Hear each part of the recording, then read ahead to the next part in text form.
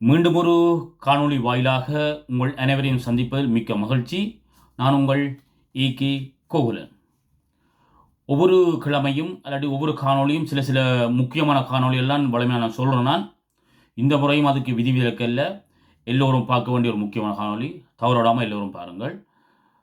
அதுக்கு முதல் இந்த காணொளிக்கு புதுசாக வாராக்கள் தயவுசெய்து ஒரு சப்ஸ்கிரைப் செய்யுங்க.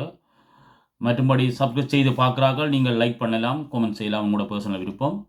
புதுக்க வாராக்கள் சப்ஸ்கிரைப் செய்யுங்க. உங்களுக்கு தரமான நல்ல நல்ல காணொலிகள் வேறு காத்திருக்கின்றது. ஓகே, அதில் வந்து இன்றைக்கு என்ன காணொலின்னு சொன்னால், இந்த ஃப்ரான்ஸில் வந்து வந்து அடிப்படை சம்பளத்தோடு இருக்கிறார்கள், இல்லை அது மட்டும் கொஞ்சம் கூட எடுக்கிறார்களும் இல்லை, அதுக்குரிய தகமை வேணும். அது என்னென்னு நான் சொல்கிறேன் உங்களுக்கு. ஆக்களுக்கு இங்கே வந்து இலவசமாக சாமான் குடிக்கணும். ஃப்ரான்ஸில் இலவசமாக சாமான் குடிக்கணும். இது வந்து கனவேருக்கு தெரியும். உங்களால் கனவேரு எடுத்துக்கொண்டிருப்பீங்கள். கனவேருக்கு தெரியாது, எப்படி எடுக்கிறன்னு தெரியாது. அதுதான் நான் சொல்ல போகிறேன் உங்களுக்கு. என்ன மாதிரி இந்த சாமான் எடுக்கிறது, அதுக்கு என்னென்ன டாக்குமெண்ட்ஸ் நீங்கள் கொண்டு போகணும், யார்கிட்ட போகணும், இப்படி போகணும், எங்கே இது இருக்குது, இந்த மாதிரி விளக்கமாக சொல்கிறேன். தயவுசெய்து இந்த காணொலியை இறுதி மட்டும் படிவா பாருங்கோ. திருப்பி ஒருக்கா சொல்கிறேன், என்ன சொல்ல மாட்டேன். புதுக்க வாராக கூட சப்ஸ்கிரைப் செய்யுங்கோ. ரெடியாகவும் காணொலிங்க. இதான் காணொலி. என்ன காணொலி என்று சொன்னால், எங்கெங்கே என்னென்ன சாமான் வாங்குறது, சாமான் எங்கே கொடுக்கணும், இலவச சாமான். திருப்பி சொல்கிறேன், இலவச சாமான் கிடைக்கும் இடம். ஓகே, சொல்கிறேன். அதுக்கு முதல் அந்த சாமான் வாங்குறதுக்கு நீங்கள் என்னென்ன டாக்குமெண்ட்ஸ் கொண்டு போகும். அப்புறம் எங்கே எப்படி போகிறோன்னு நான் சொல்கிறேன். நான் முதல் நீங்கள் யோசிக்க வேண்டியது, இந்த சாமான் எடுக்கிறதுக்கு என்னென்ன டாக்குமெண்ட்ஸ் நான் கொண்டு போகணும், எங்கே போகணும். ஓகே, நீங்கள் காணொலி பார்க்குறேன்னா நோட் பண்ணுவோம் என்னென்ன டாக்குமெண்ட்ஸ் சொல்ல போகிறேன். ரைட்டோ, ready. Pièce à présenter pour une inscription au secours populaire. அதாவது வந்து இதை நீங்கள் பதிவு செய்வதற்கு, நீங்கள் இந்த சாமான் எடுக்கிறதுக்கு பதிவு செய்வதற்கு தேவையான ஆவணங்கள் ரெடியாகும். முதல் ஆவணம் இதான் ஸ்டார்ட் பண்ணுறேன். Attestation de domicile ou justificatif d'hébergement. அதாவது வந்து நீங்கள் உங்களோட கரண்ட் பில் அல்லது வீட்டு வாடகை துண்டு. முதலாவது டாக்குமெண்ட்ஸ் உங்களோட கரண்ட் பில் அல்லது வீட்டு வாடகை துண்டு. Document d'état civil de toute la famille. உங்களோட குடும்ப கார்டுன்னு சொல்கிறது. எதா சிவில் உங்களோட குடும்ப கார்டு, உங்களோட குடும்ப வருமான கார்டு. குடும்ப கார்டு இல்லாமல் சில பேருக்கு இல்லை, இருக்காது. அதுவும் பிரச்சனை. அது நீங்கள் கொண்டு வேண்டிய ஒரு டாக்குமெண்ட்ஸ் கொடுத்திருக்கணும். நீங்கள் அதன்படி போகணும். ஆனால் அது நீங்கள் என்ன சொல்கிறது, சில பேருக்கு கார்டு இல்லை. அப்போ இல்லாட்டி இல்லை தான். Okay. Certificat de scolarité des enfants. அது வந்து உங்களோட பிள்ளைகள் இருந்தால் பிள்ளைகள் பாடசாலையில் படிக்கும் அத்தாட்சி பத்திரம். ஒரு புள்ளியோ 2 புள்ளியோ 3 புள்ளியோ உங்களோட எத்தனை பிள்ளை இருக்கோ தெரியல. பிள்ளை இல்லாட்டில் அது இல்லை. பிள்ளை இல்லாக்களும் போய் இல்லை, எல்லாருக்கும் சாமான. அதான் கவனமா. இப்போ பிள்ளைகள் இருந்தால் பிள்ளைகள் பாடசாலை படிக்கிற அத்தாட்சி பத்திரம், ஸ்காலர் துண்டுன்னு சொல்லி அந்த துண்டு. Okay. Attestation de l'assurance maladie. உங்களோட செக்யூரிட்டி சோஷியல் இருக்குல்ல, உங்களோட செக்யூரிட்டி சோஷியல் உடைய அந்த அந்த ஆவண படிவம், அந்த அத்தாட்சி துண்டு. செக்யூரிட்டி சோஷியல் நீங்கள் பதிஞ்சா அத்தாட்சி துண்டு. இதான் நீங்கள் வந்து முதலாவது படிமானம் முதல் கொண்டோடைய உங்களோட முதலாவது சப்ஜெக்ட் 3 பிரிவாக பிரிச்சிருக்கிறாங்க. இந்த முதலாவது சப்ஜெக்ட் இவ்வளோ நீங்கள் முதலாவது விஷயத்துக்கு ஒரு கேட்டகரி அடங்கும் கொண்டு போகணும். அடுத்தது வந்து உங்களோட வருமானம், ரெவென்யூன்னு சொல்லி உங்களோட வருமானம். அடுத்தது என்னென்னா உங்களோட வருமானத்துக்குரிய சான்று கொண்டு போகணும். உங்களோட மாத வருமானத்துக்குரிய சான்றை கொண்டு போகணும். அது என்ன சான்று இதாக வருது? 3 derniers bulletins de salaire. கடைசி 3 மாத பேசிட்டு உங்களோட நீங்கள் வேலை செய்கிறா இருந்தால் கடைசி 3 மாதம் பேசிட். தற்செயலாக நீங்கள் வேலைக்கு போக ஆளாக இருப்பீங்கள், உதாரணமாக ஆண்டிகேபி ஆளாக இருப்பீங்கள், ஒவ்வொரு காஃபிலேருந்து வருமானங்களோட. அப்போ அவைக்கு அதுக்குரிய அத்தாட்சி இருக்குமே இல்லை. அதான் அந்த விஷயமே. கடைசி 3 மாதம் ஃப்ரான்ஸில் நீங்கள் இன்னொரு தேவைக்கு போனாலும் சரி, கடைசி 3 மாதம் இதான் கேட்பீங்க. கரண்ட் பில்லோ இதோ வாடகை துண்டோ என்னவோ கடைசி 3 மாதம் வராமல் இருக்கணும். அதன்படி இதுக்கு வந்து கடைசி 3 மாத பேசிட். இதான் முதலாவது அந்த உங்களோட வருமான துண்டில் முதலாவது கடைசி 3 மாதம் பேசிட். அடுத்தது ரெண்டாவது justificatif des bourses d'études et de pension alimentaire. அதை வந்து பாடசாலையில் அந்த பூசன்னு சொல்கிறது காசு தருவார்கள். முக்கியமாக அந்த காலேஜுக்கும் லிசைக்கும் தான் அந்த காசு கொடுப்பார்கள். அதுக்கு உங்களோட துண்டு இருக்கும். உங்களோட பிள்ளைகள் வந்து காலேஜில் இல்லை லிசையில் படித்தா அந்த பூஸ் காசுன்ட்டு கொடுப்பினோம் பள்ளிக்குது. அதை வந்து உங்களோட அடிப்படை வருமானத்துக்கு உள்ளாக்களுக்கு நிச்சயம் அந்த காசு கொடுப்பினோம். அப்போ அதுக்குரிய துண்டுன்னு சொல்கிறோம். அதுக்குரிய துண்டு. அப்போ அது கூட பிள்ளைகள் சின்ன இப்போ ஆரம்பம் படிக்கணும் சேப்பே அப்படி படிக்கணும்னா அது தேவையில்லை. அது இல்லாட்டி இல்லை. சின்ன பிள்ளைகள் இல்லாக்களுக்கு அது அந்த அந்த சப்ஜெக்ட் வராது. பிள்ளைகள் இருக்கிறார்கள் கொலேஜுக்கும் லிசைக்கும் உள்ளாக அதுக்கு உட்பட்ட ஆக்கள் அந்த பூஸ்ட் காசு எடுத்தீங்கன்னு சொன்னால் அதுக்குரிய துண்டு. அதெல்லாம் உங்களோட உங்களோட உங்களோட வருமானம் உங்களோட வருமானத்தை காட்டுறது உண்டு. Okay. Relevé de la CAF. அடுத்தது உங்களோட உங்களோட காஃபின்ற கடைசி 3 மாதத்துக்கு இப்போ கடைசி துண்டு. காஃபியில் அவங்க வருமானத்தை மெயின் உங்களை பார்க்குறான். உங்களுக்கு பேசிட்டு இல்லாதகள் சம்பளம் இல்லாத காஃபி உங்களுக்கு போடும் தானே காசு. அப்போ கடைசி காஃபின்ற அந்த அது தோசியும் கேட்குறான். காஃபின்ற ஒரு வருமான துண்டு. இதான் அந்த காஃபிக்குரிய துண்டு. அப்போ இது வந்து காஃபின்ற துண்டு. அடுத்தது Dernier avis d'imposition. அடுத்தது வந்து கடைசி அம்பு. இங்கே ஃப்ரான்ஸில் மிக முக்கியமான விடயமான எல்லாரும் அம்பு கொண்டு முக்கியம். அம்போ வந்து கட்டாய முக்கிய வந்து நீங்கள் விசா எடுக்கிறாங்களும் சரியா விசா எடுத்தாங்களும் சரி தான் இங்கே வருமானம் அரசாங்கம் கட்டியிருக்கணும். அம்போன்னு சொல்கிறது இது மிக மிக முக்கியம். அதை விட விசா புதுசாக எடுக்க போகிறாக்கள் வந்து என்ன சொல்கிறது அந்த வேலை செய்து ஒர்க் விசா எடுக்க போகிறாக்கள் மிக மிக அத்தியாவசியம், மிக மிக அவதானம். அம்போ கடைசியாக நீங்கள் அம்போ துண்டாக போகணும். இங்கே வருமானம் இங்கே ஃப்ரான்ஸில் இருந்ததுக்கு அத்தாட்சியாக தான். இதுக்கு வந்து எங்களுக்கு என்னென்னா கடைசி அம்போ வைக்கணும். ஓகே. இவ்வளோ வந்து என்ன சொன்னால் உங்களோட வருமானம் மேக்ஸிமம் இவ்வளோ தான். உங்களோட வருமானம் அவ கேட்குற இது அவ்வளோ தான். அவ கேட்குற துண்டு இவ்வளோ தான். இந்த 5 விஷயம் தான் கேட்கணும். ஓகே. இவ்வளோ வந்து வருமானம். அடுத்த முதலாவது சப்ஜெக்ட் சொல்லிட்டேன். இது 2வது சப்ஜெக்ட் சொல்லிட்டேன். அடுத்த 3வது சப்ஜெக்ட் 3வது வருது. அடுத்தது டிபோன்ஸ் என்றால் நீங்கள் இதில் தங்கி இருக்கிறீங்க. டிபோன்ஸ்னு சொல்கிறது இப்போ நீங்கள் வந்து செலவினம் உங்களுக்கு என்னென்ன செலவாகுது. ஓகே. அது வருது முதலாவது. இதான் ஸ்டார்ட். முதலாவது உங்களோட வாடகை. நீங்கள் ஒரு வீட்டில் இருந்தால் அந்த வாடகைக்கு காசு கட்டி வாடகைக்குரிய வாடகை துண்டு அதான் லோயன்னு சொல்கிறது. உங்களோட செலவினம் போகுது. இப்போ முதல் வருமானம் போயிட்டு 2வது இப்போ செலவினம் போய் கொண்டிருக்கு. செலவினத்தில் முதலாவது லோயை உங்களோட வாடகை துண்டு எவ்வளவு நீங்கள் காசு மாதம் வீட்டு வாடகை கட்டுறீங்க. HLM இந்த HLMக்கு இவ்வளோ காசு இல்லாட்டில் இன்னொரு ப்ரைவேட்டாக இருந்தால் இவ்வளோ காசு அதுக்குரிய அந்த HLM துண்ணாட அடித்து தருவோம். இல்லைன்னு சொன்னால் ப்ரைவேட்டாக இருந்தீங்கன்னா ப்ரைவேட்காரர் உங்களுக்கு எழுதி தருவார். மாதம் உள்ள வாடகை கட்டுறேன்னா இல்லாட்டில் கிச்சன் லோயன்னு சொல்லி வவுச்சர் செக் ஒன்று தருவார். அதை நீங்கள் கொண்டு வரலாம். முதலாவது charge, par exemple électricité, eau ou gaz. அடுத்தது சார்ஜ்னு சொல்லுவோம். சார்ஜ் என்றால் உங்களோட கட்டணம் நீங்கள் எதுக்கு செலுத்துவீங்க. உங்களோட கரண்ட் பில் அதுக்கு நீங்கள் காசு பே பண்ணுறீங்க. தண்ணி பில் அடுத்து கேஸ் 3ம் சார்ஜுக்கு அடங்குது. உங்களோட சார்ஜுக்கு அடங்குது. அப்போ அதுக்குரிய துண்டு கொடுவோம். கரண்ட் பில் எவ்வளோ 150 இருநூறுனா கரண்ட் பில் துண்டு கடைசி 3 கரண்ட் பில் துண்டு. தண்ணி பில் அந்த சார்ஜுக்கு வந்துடும். அடுத்தது கேஸ் என்ன கேஸ் செப்பரேட்டாக இருந்தால் கேஸ். இப்போ 3ம் இது உங்களோட செலவினம். இது கட்டாயம் கொண்டு வர சாமான். நீங்கள் கட்டாயம் கொண்டு வர சாமான் கரண்ட் பில் தண்ணி பில் கேஸ் பில். தண்ணி பில் இல்லாட்டி அது பிரச்சனை அது உங்களோட சார்ஜுக்கு வந்துடும். சார்ஜை டோட்டலாக காட்டி விடலாம். கரண்ட் பில்லும் கேஸ் பில்லும் கட்டாயம் கொண்டு உங்களோட செலவினத்தை காட்டுற உறுதிப்படுத்துறது. அடுத்தது assurance de logement, téléphone. அதான் வந்து நீங்கள் ஒரு வீட்டில் இருக்கிறீங்க. வாடகைக்கு இருந்தால் நீங்கள் அந்த வாடகை வீட்டுக்கு ஒரு அசூரன்ஸ் காட்டுவீங்க. வீட்டுக்கு ஒரு இன்சூரன்ஸ் காட்டி கொண்டு இருப்பீங்க. கிட்டத்தட்ட 19 இப்போ முந்தி 15 ரூபா இப்போ 19 ரூபா 20 ரூபா வந்துடுது. அந்த கட்டுற துண்டு வருஷத்துக்கு ஒரு மாதம் 19 ரூபா கட்டி கொண்டு இருப்பேன். கட்டுறது அப்படி தான் நினைக்கிறேன் நான் நம்மளா. அப்போ அந்த துண்டு அசூரன்ஸ் சொல்கிறது.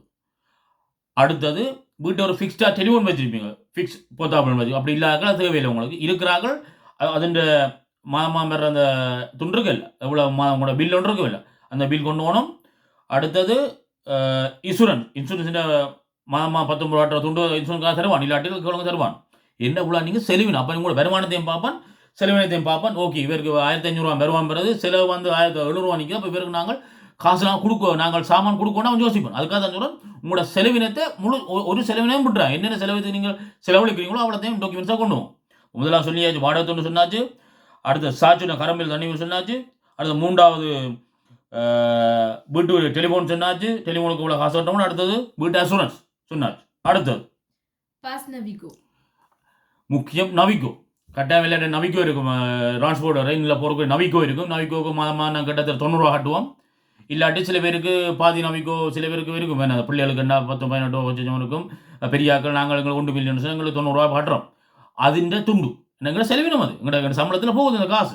அப்போ அந்த துண்டு வேணும். அடுத்தது மிச்சுவல் சந்தே. அடுத்து மிச்சுவல் கட்டாயம் எல்லாரும் மிச்சுவல் இருக்கும். மிச்சுவல்னு சொல்லி தெரியுது எங்களோட அசூரன்ஸ் மேலாவோட சேர்ந்த ஒரு துண்டு மிச்சுவல்னு சொல்கிறது. அந்த மிச்சுவல் துண்டு கடை இருக்கும். ஏன்னு சொன்னால் நாங்கள் எல்லாரும் மிச்சூர் போட்டிருப்போம் எங்களுக்கு பிள்ளைகளுக்கு அப்போ மாதம் மாதம் எங்களுக்கு கிட்டத்தட்ட நாங்கள் ஒரு 20 ரூபா ஆட்டோம்னா வேறு சில 10 ரூபா 20 ரூபா ஆட்டோம் 40 ரூபா போட்டுருவோம். சில பேருக்கு தனி ஒரு ஆளுக்கு நாங்களே தனியாக கட்ட வேண்டி வரும் 55 ரூபா 60 ரூபா தனியாக கட்டியே நாங்கள் மிச்சூர் போட்டிருக்கிறோம். அப்படி மிதிக்கிற மக்கள் சில பேருக்கு முதலாளி பாதி கட்டுவோம். அப்போ நீங்கள் அதுக்குரிய துண்டு மாதம் நீங்கள் மிச்சூருக்கு இவ்வளோ கழியுது உங்கள் பேங்கால் இவ்வளோ கழியுது. அதான் விஷயம். அப்போ நீங்கள் இவ்வளோ துண்டும் கொண்டு இது இப்படி துண்டு நீங்கள் புதுசாக போனால் நீங்கள் புதுசாக ஒரு அந்த சாமான் கொடுக்குறதுக்கு போனால் இப்படி ஒரு துண்டு தருவினோம். எப்படி இவ்வளோ துண்டையும் கொண்டு வாண்டு நான் இப்போ அந்த துண்டை வாங்கி உங்களுக்கு அவ்வளோதான் சொல்கிறேன். இப்போ நீங்கள் அந்த இடத்துக்கு போனால் நான் சொன்ன இவ்வளோ டாக்குமெண்ட்ஸையும் கொண்டு போனீங்கன்னு சொன்னால் கரெக்டாக கொடுக்குறது பதிவாங்கள் போனாண்டே சாமான் வாங்கிட்டு வந்துடுவீங்க. சில போல இதான் விஷயமே. போனாண்டே வண்டியோட போனால் சாமான் வாங்கிட்டு வந்துடுவீங்க. அப்போ இப்போ நீங்கள் இவ்வளோ டாக்குமெண்ட்ஸும் கொண்டு போகணும். ஆனால் இவ்வளோ இல்லாத ஆக்கள் கவலைப்படாதீங்க. இவ்வளோ டாக்குமெண்ட்ஸ் இல்லை நான் நீங்கள் சொன்ன டாக்குமெண்ட்ஸ் ஒன்று அரவாசி அங்கே அரவாசி இல்லை ஒன்றும் யோசிக்க வேண்டாம். உங்கள்கிட்ட நான் இப்போ இது அவை தர்ற துண்டு அவை இவ்வளோத்தையும் கொண்டு வாண்டு தருவினோம். நீங்கள் உங்கள்கிட்ட என்ன டாக்குமெண்ட்ஸ் இருக்கோ அவ்வளோத்தையும் கொண்டு போங்க. அதுக்காக நான் சொன்ன கண்டு நாளைக்கு அங்கே துண்டு எடுக்க போகிறது சொல்லு துண்டு அப்போ அதெல்லாம் கஷ்டப்படாங்க. இவ்வளோத்தையும் கொண்டு போங்க. உங்களோட கையில் இருக்க துண்டை கொண்டு போங்க. எங்கே போகணும்னு சொன்னால் ஒவ்வொரு ஏரியாவிலையும் நீங்கள் எங்கெங்கே இருக்கிறீங்களோ ஒவ்வொரு ஏரியாவிலையும் சாமான் குடிக்கணும். உதாரணமாக சாசல் சாசல் வில்லுவல் ஒவ்வொரு ஏரியா இப்போ பெருசு அவுட்டர் பெருசில் எல்லா இடம் அந்த 45 77 எல்லா டிபார்ட்மெண்ட்லையும் இருக்குது சாமான் கொடுக்குற நிறுவனங்கள் ஒரு குடிக்கணும். அந்த இடத்த நீங்கள் தேடி பிடிச்சி நான் இப்போ இடத்த சாமான் கொடுக்குற இடம் அங்கே போய் இந்த துண்டு எடுத்துகிட்டு வந்தேன். சரி அந்த இடத்துல போய் துண்டு எடுத்துகிட்டு வந்தேன்னா என்ன டாக்குமெண்ட்ஸ் தேவைன்னு இப்போ நீங்கள் எங்கெங்கே சாமான் குடிக்கணுமோ அங்கே போங்க. அந்த இடத்த போயிட்டு உங்களோட டாக்குமெண்ட்ஸை கொடுங்க. நான் இப்போ இன்றைய தான் புதுசாக வந்த அன்ஸ்கிரிப்ஷன் செய்ய போகிறேன் புதுசாக பதிய போகிறேன்னு சொல்லி இந்த உங்களை டாக்குமெண்ட்ஸை கொண்டு போங்க. அவனு உங்களை ஒன்றா பதிவார் 15 போட்டு சொல்லுவான். இன்றைக்கே சாமானை கொண்டு சொல்லுவான்.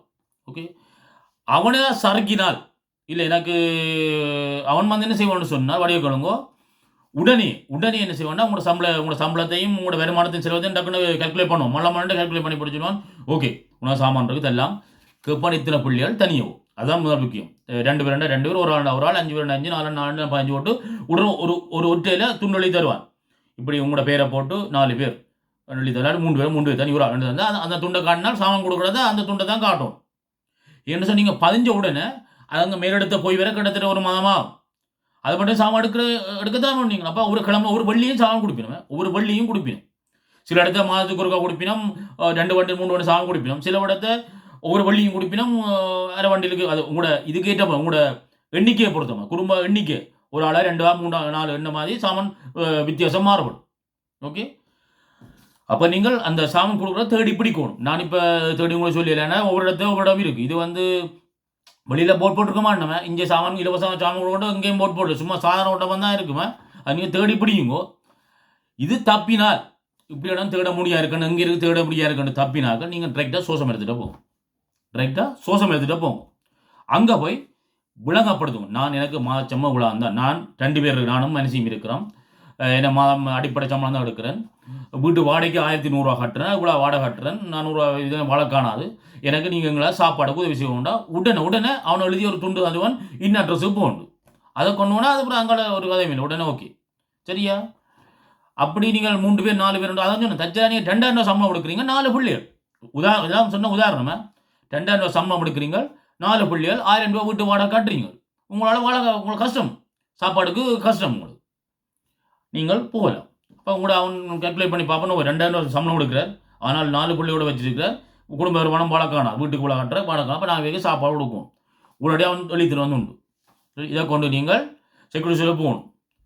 தப்பிச்சோ நீங்கள் அந்த துருவை பண்ணினீங்கன்னு சொன்னால் அதாவது நீங்கள் சாமான் கொடுக்கூடம் நீங்கள் தேடி பிடிச்சிங்கன்னு சொன்னால் அவனே ஃபுல்லாக கால்குலேட் பண்ணி போட்டு உங்களோட பேரெல்லாம் வழி நோட் பண்ணி போட்டு பெயில் ஒரு கிட்டத்தட்ட 4 பக்கம் ஃபோன் ட்ராப் அவனே ரப்புவான். எல்லாம் கேட்டு எல்லாம் ரப்புவான். ரப்பி போட்டு அவனே அந்த இடத்துக்கு அனுப்புவான். அனுப்பி அவனை செய்வான். அதுக்குள்ள உங்களுக்கு ஒரு வழியும் சாமான் வரும். இல்லைன்னா மாதத்துக்குள்ள சாமான் தருவான். அது அடுத்த பிரச்சனை. இது வந்து உங்களுக்கு வர கொன்சியல் உங்களுக்கு சில நல்லவர்கள் உங்களோட டாக்குமெண்ட்ஸை கேட்க மாட்டார். சில பார்த்துட்டு உங்களை வாயாலே முழு விஷயம் கேட்பேன். நீங்கள் கொண்டு போனீங்க வாயாலே நீங்கள் முழு விஷயம் கேட்பேன். எவ்வளோ அம்மி சம்பளம் கொடுக்குறாய் எவ்வளோ உங்களோட வாடகை துண்டு இவ்வளோ கரம்பு எல்லாம் வாயாலே கேட்பேன். சில பேர் கேட்க மாட்டேன். அது உங்களோட ஏரியாவில் உள்ள அந்த சாமான் கொடுக்குற ஆளை பொறுத்து அந்த கொடுக்குற பொறுப்பாதிகாரியை பொறுத்து சில இடத்த ஃபுல்லாக கேட்பேன் டாக்குமெண்ட்ஸை கொண்டான். இப்போ நான் உங்களை என்ன டாக்குமெண்ட்ஸ் செய்யணும் ஃபுல்லாக சொல்லிட்டேன். எங்கே சாமான் கொடுக்குறேன்னு சொல்லியிருக்கேன். நான் வந்து சாமான் கொடுக்குறேன் நீங்களாம் தேடி பிடிக்கணுமே. நான் வந்து இப்போ ஒரு ஒரு ஏரியாவில் போய் சாமான் எங்கே கொடுக்குறேன்னு தேடி பிடிச்சி அந்த ஏரியாவில் போய் என்னென்ன டாக்குமெண்ட்ஸ் வேணும் எடுத்து வந்துட்டு நீங்கள் எங்கெங்கே இருக்கிறீங்களோ அந்தந்த ஏரியா தான் போகணும். அந்த ஏரியா போய் நீங்கள் தேடி பிடிங்க. சரியோ? அது ஒரு பணம் வெளியில் போட மாட்டோம். இங்கே சாமான் கொடுக்கணும் போட இல்லை எங்கேயுமா நீங்கள் தேடி பிடிச்சி உங்களுக்கு கனவே அடிப்பினோம் ஆக்களை தேடி பிடிச்சி போங்க. இல்லை அப்படி உங்களால் பிடிக்க முடியலன்னா தான் செக்யூரிட்டி மன்னிக்கணும் எங்கே சோசம் எடுத்துகிட்டு போகும்.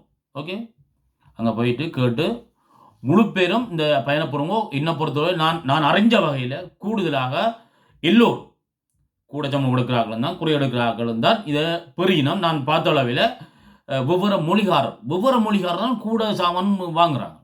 ஒவ்வொரு மொழிகார் கரப்பினத்தாக்கள் அல்ஜீரியா பல தமிழாக்கள் 1-2 பேர் தான் நான் பார்த்த அளவில் வாங்கக்கூடிய மாதிரி இருக்குது. நான் சரி 2 இடத்து போனேன் இதை வெறிய பண்ணுறப்போ நான் அதை பார்க்க கூடுதலாக மற்ற மாற்று மொழியாக தான் கூட இருக்கணும். அதை விட முக்கியம் இதர சாமான்கள் மட்டுமாட்டாங்க கிட்டத்தட்ட ஒரு கிழமை அப்படி தான் பராபல் இருக்கும். அப்போ நீங்கள் ஆனால் முழிச்சாலும் தெரியும், பால் தெரியும், முட்டை, அந்த பழங்கள் அவை உங்களுக்கு என்ன தேவையோ ரச்சிய வகையெல்லாம் தெரியும். நான் பார்த்துட்டு அங்கே எல்லாம் வெறி பண்ணி நான் அதெல்லாம் சொல்கிறேன். அப்போ நீங்கள் முக்கியமாக அந்த அங்கே வாங்கிக்கு செஞ்ச சாமான் உங்களுக்கு கிடைக்க போதுன்னா சாமான் வாங்கிக்க டேட்டை பார்த்து சில மட்டுமாட்டா டேட் இன்றைக்கு டேட் முடியும்னா இது உங்களுக்கு வேண்டாம் இது அளவு ரேட் தாங்க மாற்றிடுவாங்க.